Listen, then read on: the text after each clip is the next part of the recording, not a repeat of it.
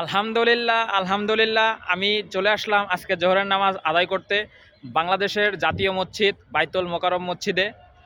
এই বাইতুল মোকাররম মসজিদ বাংলাদেশের পল্টন যে জায়গাটার নাম আছে গুলিস্তানের পাশেই, যেখানে পল্টন একটা স্থানের নাম, সেই পল্টনের পাশেই এই জাতীয় মসজিদ অবস্থিত।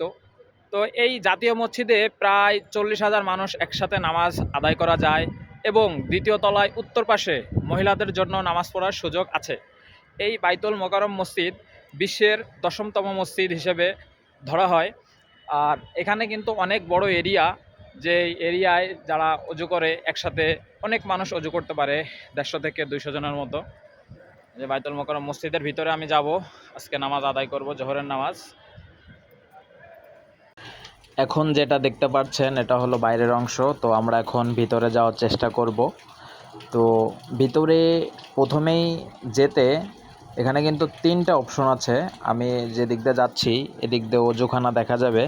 এখানে একসাথে প্রায় 150 জন অজু করতে পারে। আর অজুখানার পরেই আরেকটা মসজিদের ফ্লোর আছে। এই ফ্লোরটা আমি আপনাদের দেখাতে চাই। এই যে এই ফ্লোরটা অনেক বড় এরিয়া। এখানে মানুষ বসে থাকে, হাদিসের বই পড়ে, কুরআন শরীফ পড়ে, সবসময় আমল করে। জাতীয় মসজিদ বলে কথা।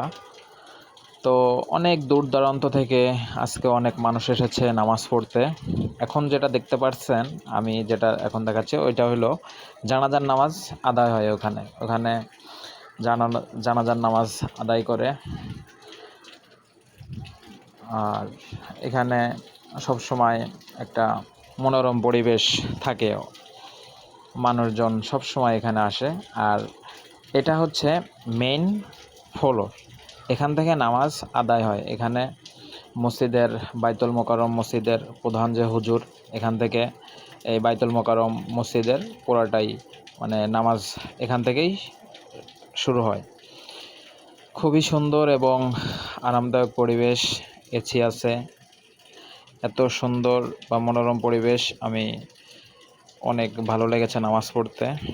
তো আমাদের নামাজ শেষে আমরা এখন চলে যাব। তো বাসা অনেক দূরে হয়, চলে যেতে হচ্ছে। অন্য কোনো একদিন আসব নামাজ পড়তে আবারও। মনটা রেখে গেলাম বাইতুল মোকাররম মসজিদে।